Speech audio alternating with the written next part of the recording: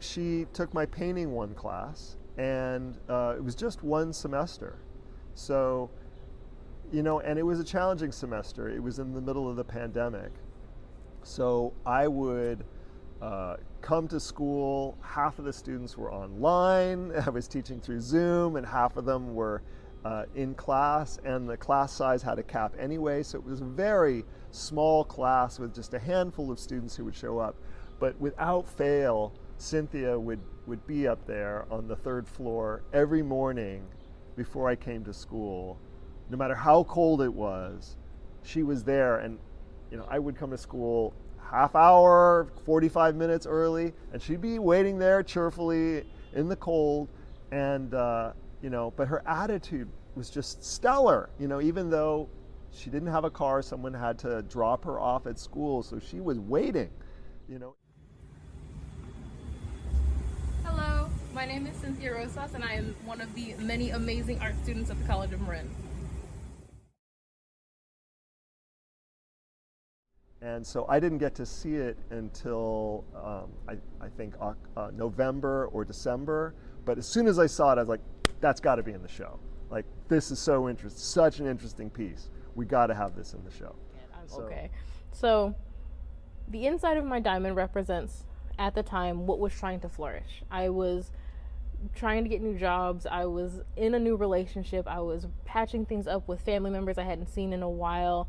I have all of these different flowers, and they may not represent things in solidarity, but altogether they really represent what I was trying to accomplish at the time.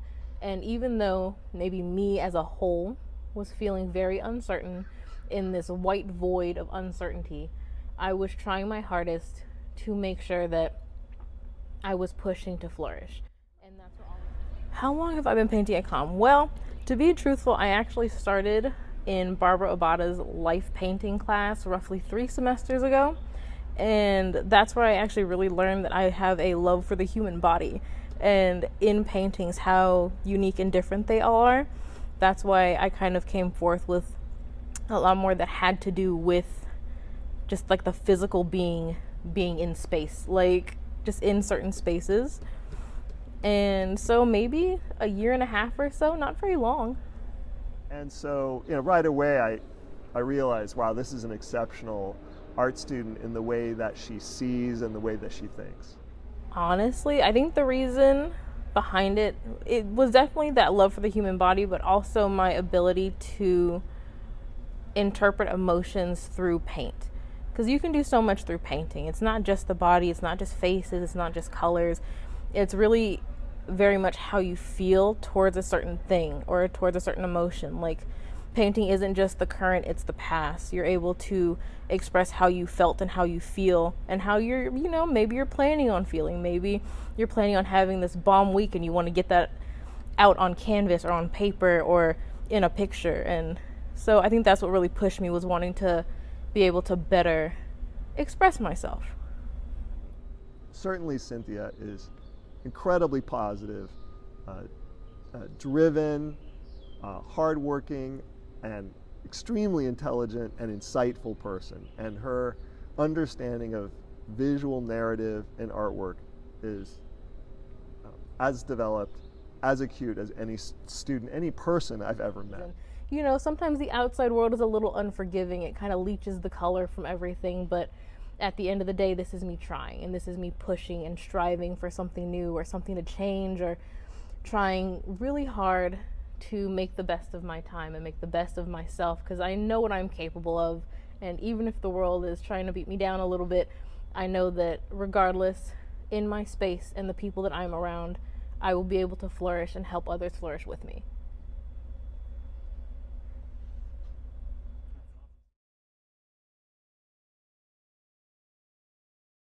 Hi, my name's Ben. I've been going to College of Marin for the past 4 years, taking mostly art classes. I started with some architecture, but primarily art.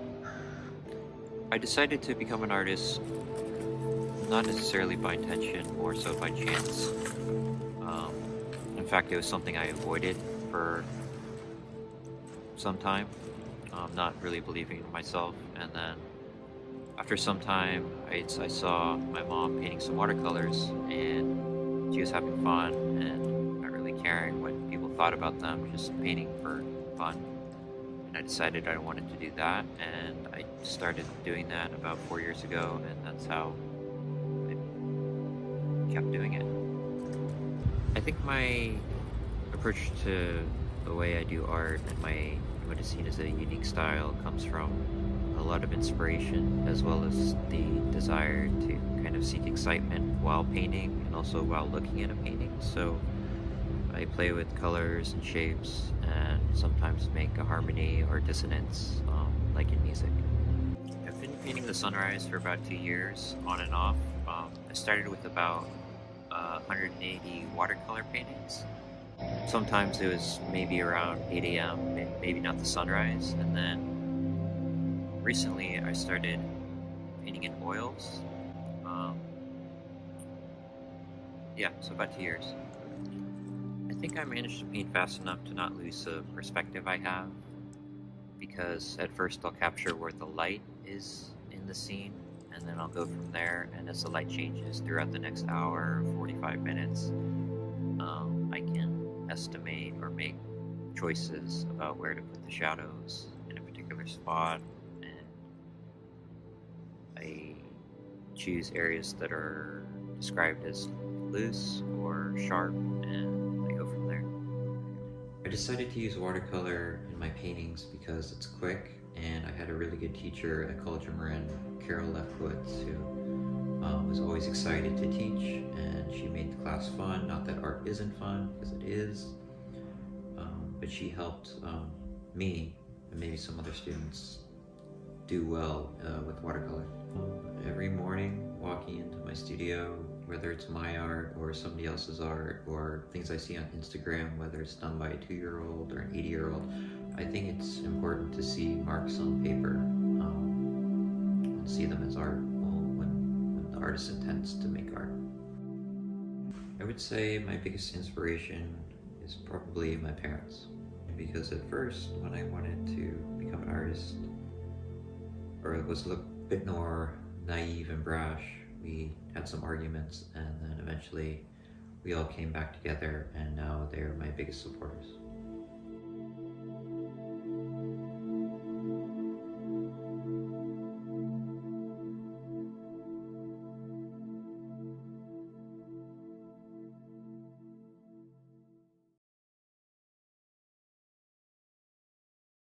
Work isn't like totally clear. It's not propaganda where it's like, oh, she means this. No, you have to look at it and go, is she saying this, or is she trying to say this, or what is she trying to say? And then other people come in and then they have different ideas or see different things, and so her work makes for really interesting conversations, and it has staying power. It's work that people want to come back to and see again.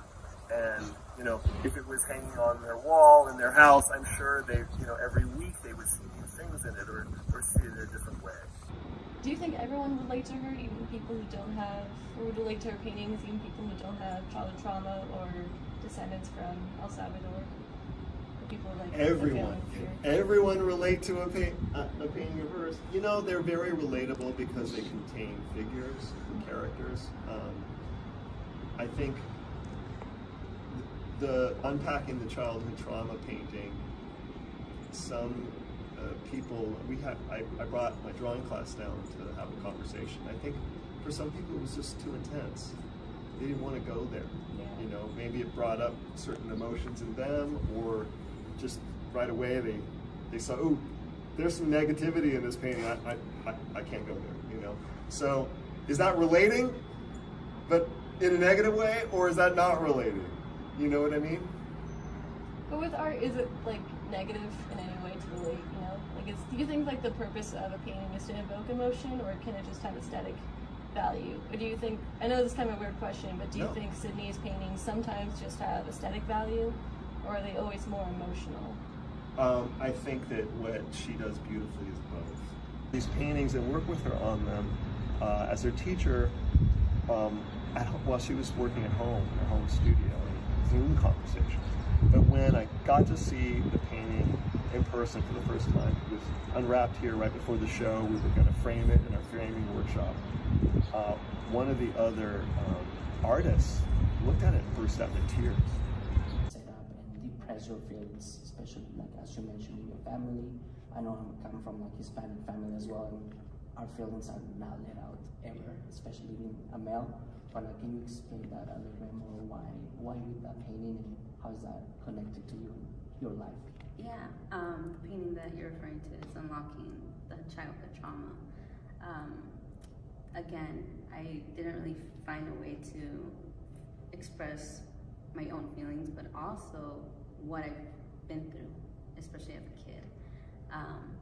And that painting came to be when I was doing a self-portrait, and I had this flashback where I saw myself in that position again, and it kept bothering me, and I was like, I have to paint it out because it's just irritating. And so when I came with this concept of actually expressing what I went through without explicitly saying like, oh, I went through this, because I'm not comfortable with sharing it to everyone, like, oh, you know, I went through this. But I started doing the painting, and it was like a feeling of, it was just a roller coaster of emotions where I was crying, and I had to step back from it, and then I came into it again. But when I was done with the painting, I just was really happy that I was finally able to experience that.